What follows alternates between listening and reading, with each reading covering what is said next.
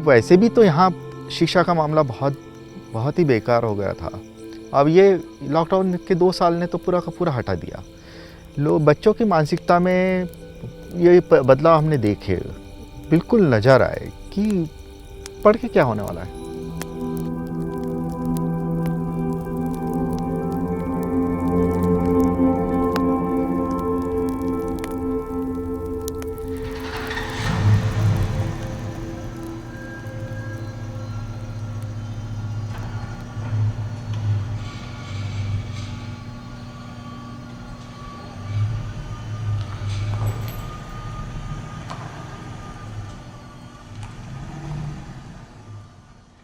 नया ही शब्द सुनने को मिला है, डिजिटल डिवाइड का।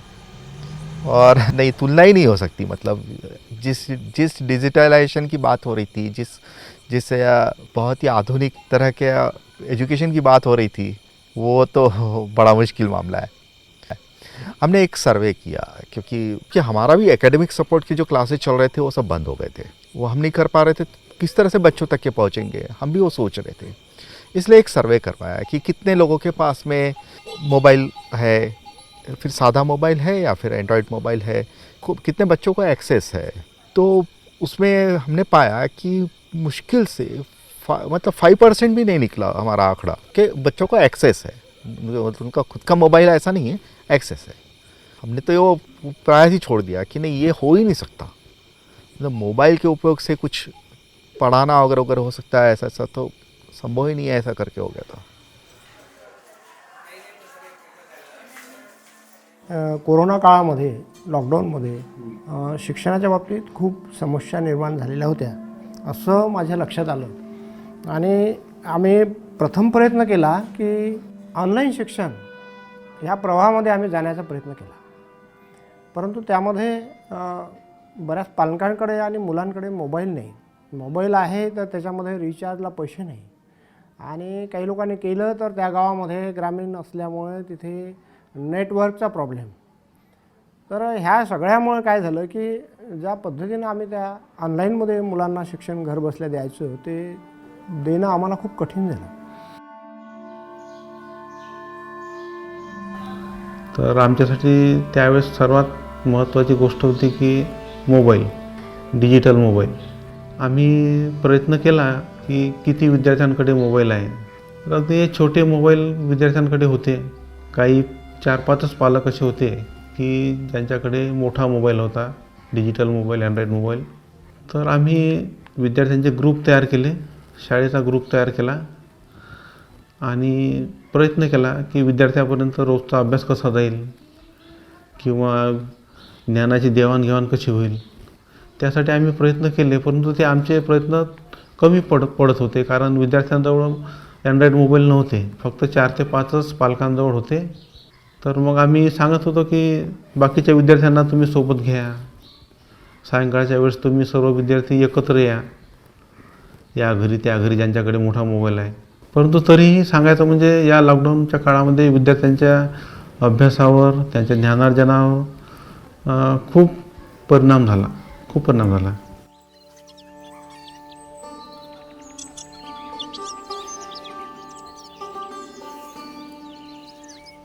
लॉकडाऊनच्या दरम्यानमध्ये लोकांना बाहेर निघता येत नव्हतं, धान्यही नव्हतं आणता येत, किराणा दुकानवाला पण देत नव्हता।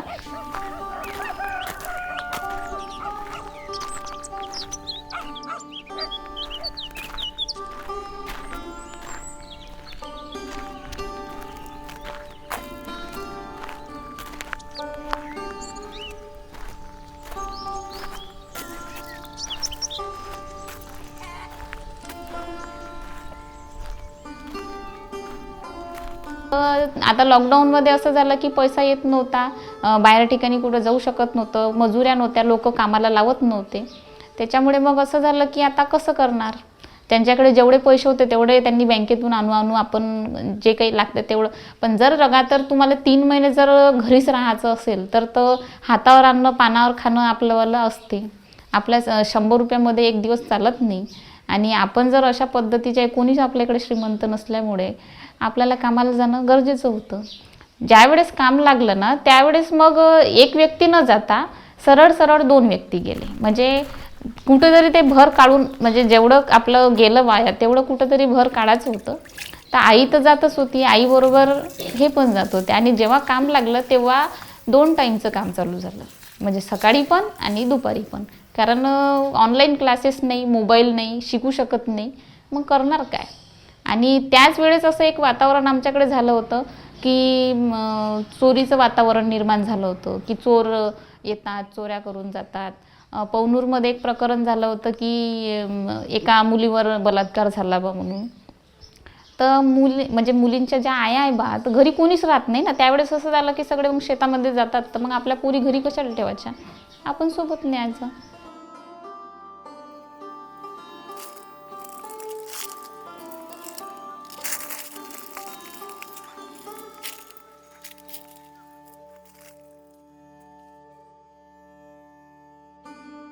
तर त्या काळात तुला जायला कसे काय लागलं की आपण पण जाऊ? तर पैशाची अडचण होती घरात म्हणून. लॉकडाऊनमुळे काम बंद झाले होते ना, तर आईवडील बाहेरगावी जायचे काम करायला. तर लॉकडाऊनमुळे या गावातून त्या गावातसुद्धा जाणं शक्य नव्हतं, त्यामुळे गावातच रोज मजुरी करायचे. आणि ते कसं या गावामध्ये जे काम करतो त्याचे पैसे कमी मिळतात, त्यामुळे तर जेवढे पैसे मिळतात तेवढ्या पैशाने घरचं खर्च नाही भागू शकत. त्यामुळे पहिले मी गेली तर मला काहीच अनुभव नव्हता. आणि पहिल्या दिवस गेली तर खूपच हातपाय वगैरे दुखते ना, त्यामुळे मग पण एकदाची सवय झाली ती मग काहीच नाही वाटत.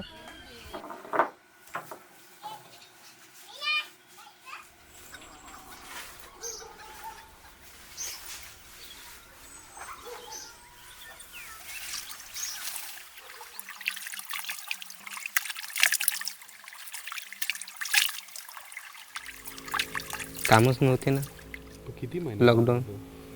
लॉकडाऊन होतं तोपर्यंत. कामाला नाही गेला तर खाईन का? तसंही आहे ना, कामाला जावेच लागते. तुझी वय आता किती? 19 झाली? 19 चालू आहे. सोयच नाही लागत ना शाळेत जायची. शाळेत जायला गेलं तर बॅग लागते, पुस्तक लागते, ते घ्यायची सोय नाही राहत. हे पण लई वाईट परिस्थिती आहे. पिकलं तर ठीक, नाही पिकलं तर पहिलंच बाहेरून पैसे काढून न्यायला लावा लागते याच्या शेतीत. ते मग निघाले नाही पैसे का मग ते आपल्या अंगावर बसते.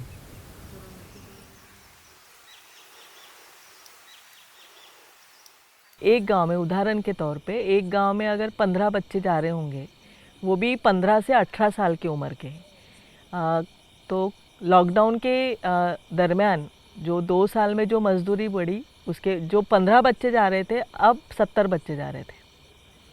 और इसमें 6 से 14 साल के, जैसे पहले से बोलते थे कि 8वीं के बाद बच्चे जा रहे थे, 8वीं क्लास के बच्चे जाते थे. लेकिन लॉकडाउन में जो बाल मजदूरी हुई, ये बच्चा 11 साल का भी था.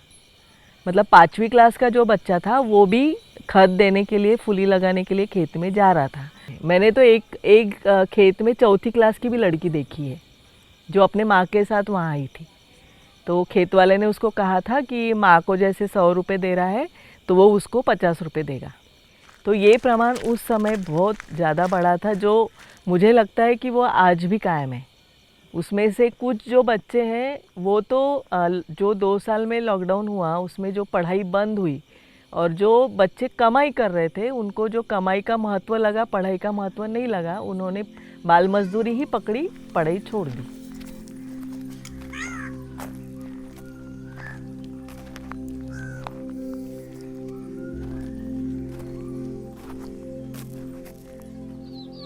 पैशाचा प्रॉब्लेम होता ना, म्हणजे घरात एकटीच कमावणारी होती ना आई. बाबाची बी तब्येत नाही आहे, माझी बी नाही. दादा बकऱ्याकडे जाणार, आई एकटीच कमावणार होती. म्हणजे मग प्रॉब्लेम होते ना शिकायला, त्याच्यानं शिक्षण नाही झालं माझं. आता शेतात तू काय काय काम करते? म्हणजे एवढे 2, 3, 4, 5 वर्ष तू काम करते, कशी काय काम केलंय? वांग्याचं रोप, कारलीचं रोप आणि टमाटरचं रोप, मिरचीचं रोप, निंदण, खत, वांगे तोडणं, टमाटर तोडणं, कारली तोडणं, काकड्या तोडणं आणि निंदण त्यांचं.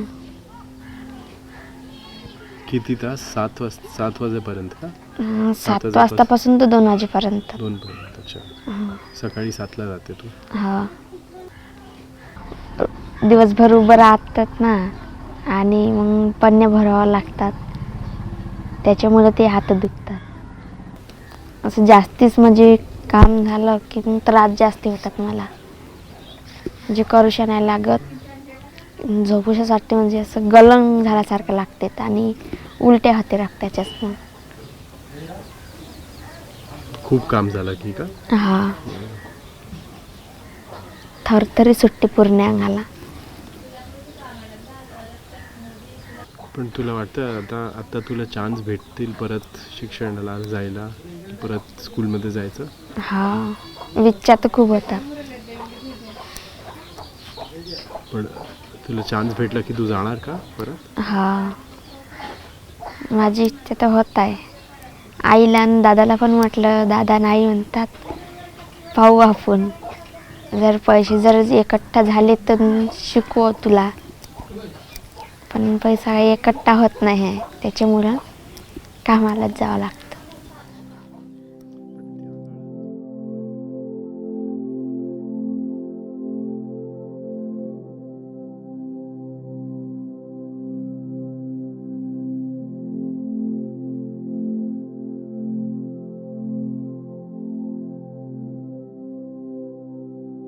पंद्रह साल के जो 15वां चालू है अभी स्कूल. अरे पीछे से गाड़ी देखना, करना, रस्सी कसना. तो कितनी दूर तक जाता है? नागपुर जाता, आरबी से नागपुर, नागपुर से आरबी. लेकिन कभी डर लगता है आपको? हाँ, डर लगता है ना. अब कल आया वो और 11 बजे रात में चले भी गया वो. तू कौन सी क्लास में है? 10वीं में मैं. अभी 10वीं में है. तो उसने 9वीं उसने कब कैसे की? उसने घर पे बैठे बैठे की या फिर स्कूल? नहीं, ऐसे ही पास कर दिए उन्होंने. स्कूल में नहीं गया था जब वो लॉकडाउन में था ना. 8वीं भी स्कूल में नहीं गया? नहीं. तो 7वीं में गया था स्कूल? 7वीं में. 7वीं में पास हुआ? हाँ, 7वीं में भी पास करे उसको, 8वीं में भी पास करे, 9वीं में भी करे, और फिर अभी 10वीं में है. पढ़ाई करता था वो. रोज स्कूल जाता था? हाँ. तब काम नहीं करता था? नहीं, काम नहीं करता था. काम अभी वो ये साल ही लगा, अभी यानी 4-5 महीने हो गए काम पे जा रहा हूँ. नहीं तो मैंने उसको काम पे नहीं भेजी. मैं बोली मेरी भी ज़िंदगी काम में जा रही, तो औलाद की भी ज़िंदगी क्या काम में जाएंगे, बापन काम काय को लगाएंगे उनको. पण थोड़ी अभी हालत ज़रा सी ये थी तो जाता. बोले अम्मी मैं किसी को मांगे तो कोई नहीं देता, बोलता पैसा, बोलता अपने ना के चला तो अपन ला के खा सकते, ला सकते, ऐसा बोलता था पहले.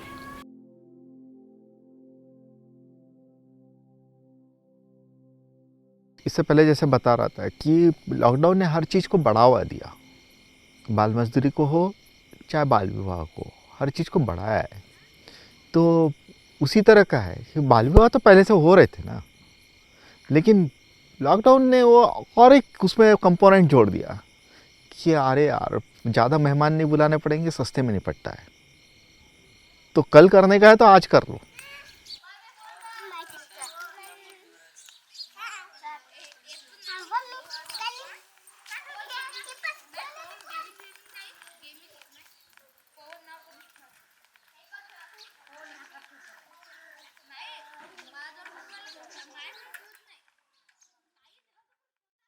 ह्या काळात सर कामं नव्हते.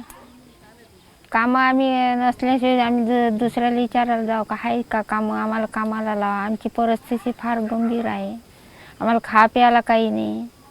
लॉकडाऊनमध्ये लाईट बिल हे कुठून भरावं आम्ही, ते सुद्धा त्याचं टेन्शन.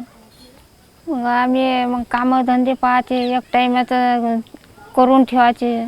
कसं काही हे असं पुरलं पाहिजे ना आपल्याला बा, कसंही जपून. जास्ती रोज राहिलं तिथं कमी द्यायचे लोक, त्याच्यात भागून घ्यायचं आम्ही. तर असा म्हणजे कोणी कामाला जात नव्हते ना, बाहेरगावी असे धंदे करे ना बेलटेकचे, ते कामं बंद होते. तर पुष्कळ मजूर वाढलं होतं ना, तर शेतीत कामं कमी झालती, कामं काही पुरले नाही शेतीत. परिस्थिती अशी कमी होती. पोरगं होतं, पोराला लागे जाय, ते पोरगं घेऊन ये पैसे, आता लागली आहे मजुरी, 2 दिवसाचे पैसे हे सांभाळून ठेवू, 8 दिवस निघाले पाहिजे आपलेवाले. हे 8 दिवस तू पैसे पुरव, 400 रुपये आणले, ते 400 रुपयात मग आपलं 8 दिवस काढायचे. लग्नात का लागन जास्ती सर, लागले असं 20,000 का लागन. आणि कदाचित लॉकडाऊनमध्ये नसतं केलं असतं तर किती लागलं असतं? ते लागले असते 1-1.5 लाख. आपली गरिबी परिस्थिती सांगतो, 1-1.5 लाख लागला असता. गरिबीच केलं असतं तर. पण तुम्हाला हे पण माहिती होतं की ती म्हणजे ती 18चा खालची म्हणजे 18 त्याचा अजून झाला नव्हता. हो हो. ते माहिती असल्याने तुम्ही म्हणजे कशाला, तर तुम्हाला काय वाटलं की कसे आपण करू? आपण काय म्हटलं सर, मला असं वाटलं का बा लॉकडाऊन आहे, कमी खर्चात उरकून जाईन, माझ्यापाशी पैसे नाही, काही नाही म्हणून राहिली बहीण, तर सहीच म्हणून राहिली. लॉकडाऊन उघडल्यावर का असंच राहते, आपली परिस्थिती अशी, आपल्याला पहिलेच तर आपल्याला जेवणा खाण्याची व्यवस्था बरोबर होऊन नाही राहिली, कमाई नाही धमाई नाही. लॉकडाऊनमध्ये पैसा कमी लागते तर उरकून टाकायचं आपण, असं सोचलं होतं.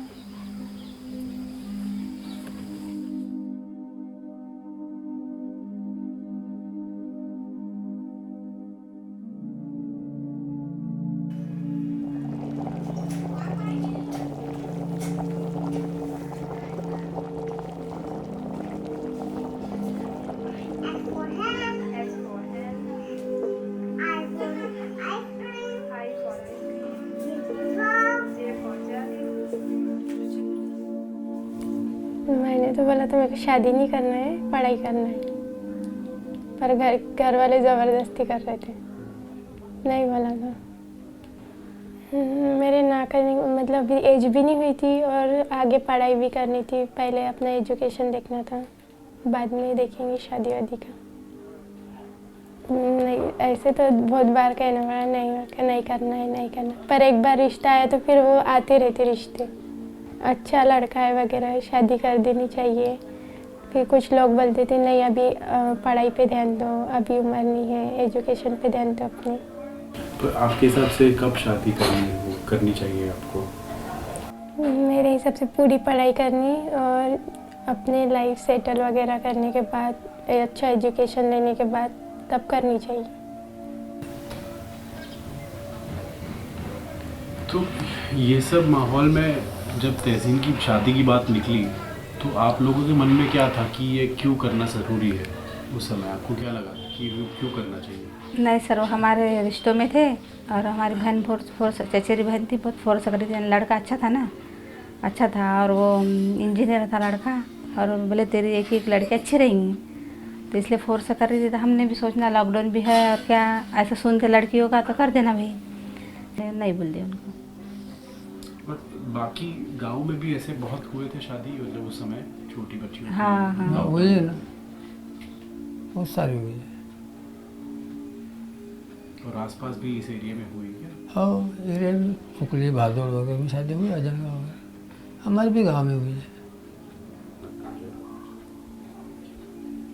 क्योंकि मुझे ये जानना है कि उनको क्या शादी करनी थी या फिर उनको नहीं करनी थी तब शादी, मतलब मुझे कोई नाम किसी का जानना नहीं है, लेकिन जिनकी शादी हुई जब वो छोटी उम्र की थी तो क्या उनके मन में क्या था ये जानना था मुझे।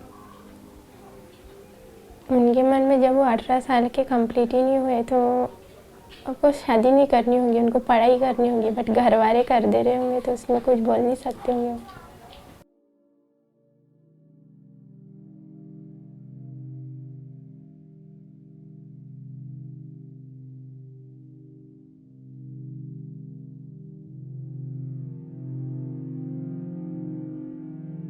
दीड 2 वर्षाचा कालावधी मुलांचा घरी गेला आणि त्या कालावधीमध्ये मुलांना ज्या सवयी लागल्या, नुसतं बसणं, काहीच नाही काम करणं, जेवण करणं, त्यांच्यामध्ये थोडंसं आळशीपणा आला, लठ्ठपणा, काही विद्यार्थी लठ्ठ पण झाले त्या काळामध्ये. म्हणजे ते सुरुवातीला असे बिलकुल सळपातळ होते, पण ते नंतर लठ्ठ व्हायला लागले. हेही झालेलं आहे. त्यांच्या पचनक्रियेवर सगळ्या एकंदरीत त्यांच्या हालचालीवर सगळाच परिणाम झाला. मग ते मुलं जेव्हा शाळेत आले तेव्हा त्यांच्यामध्ये अनेक विकृती आल्या त्याबरोबर, म्हणजे भांडणं करणं, कोणाला मारणं किंवा शाळेमध्ये थोडा वेळ बसलं की लगेच आम्ही बाहेर जाणं, म्हणजे जास्त वेळ पिरियड तो करू शकत नव्हता, बसू शकत नव्हता, ऐकू शकत नव्हता, किंवा आम्ही दिले ज्ञान तो ग्रहण करू शकत नव्हता. की ते मुलं जर पुढच्या वर्गात येऊन बसले तर पुढच्या वर्गाचा कोर्स हा त्याच्यापेक्षा फास्ट असतो, त्याच्यापेक्षा थोडा हार्डही असतो. आणि बेसिक त्याला 8वीचं नाही समजलं तर 9वीचं समजणार आहे, 9वीचं समजलं नाही तर 10वीचं समजत नाही. हे असंच आहेच ते. त्याच्यामुळे काय होतं की अशी मुलं मग शाळा सोडतात. आणि असे जे काही 2, 4, 5 मुलं राहिले तर मग ते काही दिवस शाळेत येतात, बसतात आणि त्यांना नाही समजलं तर ते शाळा सोडतात. मग अशा मुलांना आम्ही पत्र देतो, बोलावण्याचा प्रयत्न करतो, सगळं करतो, परंतु ते शाळेत येत नाही. शेवटी ते स्ट्रक ऑफ होतात शाळेत. लॉकडाउन में तो स्कूलें बंद थी ना, उसका परिणाम आज हम लोग देख रहे हैं. मतलब जो बच्चे आगे जाना चाहिए वो कई साल पीछे आ गए हैं. कोरोना के बाद हम लोग ने जो कन्विंस किया या उनसे मुलाकात की, उनके पेरेंट्स को समझाया, ऐसे कम से कम 4 बच्चों का हम लोग ने उनको किताबें दी, उनको एनरोल कराया. लेकिन ये चारों बच्चे ऐसे हैं जो स्कूल नहीं जाते. पहले क्या कारण था कि किताबें नहीं है, फिर क्या था तो फिर ड्रेस नहीं है, तो फिर क्या तो जाने का कोई साधन नहीं है. लेकिन आज ये तीनों भी चीज़ें फुलफ़िल हो गई है, लेकिन नहीं जाते क्योंकि उनकी उस चीज़ में रुचि नहीं रही है और कॉन्फिडेंस लेवल बिल्कुल भी नहीं है. बाकी हमारे से क्लास में जो बच्चे हैं वो छोटे हैं, हम बड़े हैं, तो अगर हमको कुछ नहीं आया तो दूसरे बच्चे हंसेंगे. तो ये कारण अब वो बच्चे नहीं जाते. उनको मजदूरी करके जो पैसा मिल रहा है तो वही एक उनका सवाल होता है कि पढ़ के भी क्या नौकरियां लगने वाली है. तो पैसा ज़िंदगी में क्या करना है, पैसा कमाना है, तो पैसा तो हम ऐसे भी कमा लेंगे. तो जो शिक्षा का एक महत्व होता है वो ग्रामीण भाग में कोरोना के बाद से काफ़ी कम हो गया है. कोरोना जब से ख़त्म हुआ है और बच्चे तो ये बोलते ही थे, लेकिन माँ बाप भी यही बोलते हैं कि सरकार तो नौकरियां नहीं दे रही है, तो हमारे बच्चे पढ़ लिख के क्या करेंगे, कमाने का तो कुछ साधन है नहीं, तो मजदूर बन के तो कमा ही रहे ना, कम से कम वो अपना पेट तो पाल लेंगे. कि लॉकडाउन खुलते ही सरकार ने बात की कि हम एक 45 दिन का ब्रिज कोर्स चलाएंगे, एक सेतु बांधेंगे, पुल बांधेंगे कि जो नुकसान हुआ है और जो शिक्षा में आना है. ये दुर्भाग्य से 45 दिन का नहीं, जितने भी लोगों बच्चों को पूछा क्या ऐसा कुछ पढ़ाया गया, अलग से अलग ट्यूशन क्लास ली गई ताकि पिछले जो पढ़ाई है उसको सब आप मेकअप कर पाए. ऐसा कुछ नहीं. 70 बच्चे में से 20 बच्चे ड्रॉप आउट हुए, बाकी 50 बच्चे आ गए. लेकिन अगर उनके क्वालिटी का स्तर अगर देखा जाए तो वो पूरी तरीके से डाउन है. तो ये बच्चे आगे चल के क्या उस कंपटीशन में रह पाएंगे, ये एक सवाल है. समाज के साथ में जो काम करता हूँ उसको देखते हुए लगता है कि लॉकडाउन नहीं करना चाहिए. वैसे भी तो यहाँ शिक्षा का मामला बहुत ही बेकार हो गया था. अब ये लॉकडाउन के 2 साल ने तो पूरा का पूरा हटा दिया. बच्चों की मानसिकता में ये बदलाव हमने देखे, बिल्कुल नज़र आए कि पढ़ के क्या होने वाला है. वही मामला कि बच्चों की शादी का मामला आ रहा था, बाल विवाह के ऐसे मामले आए. वो बच्चों को यदि हम समझाने जा रहे हैं कि नहीं थोड़ा तो अभी पढ़ ले, कम से कम 18 साल अगर तो पढ़ ले, 12वीं तक के या कुछ ऐसा थोड़ा कुछ कोर्स कर लेगी तो थोड़ा आगे चलकर ज़िंदगी अच्छा हो जाएगी. बच्चों के दिमाग में बिल्कुल फिक्स था. तो उनको इस बात का जवाब देना बहुत मुश्किल हो जाता था क्योंकि उनका कहना था यहाँ पर भी तो मजदूरी करना है और शादी करके भी तो मजदूरी करने का है, तो फिर बीच में पढ़ाई को क्यों लाने का.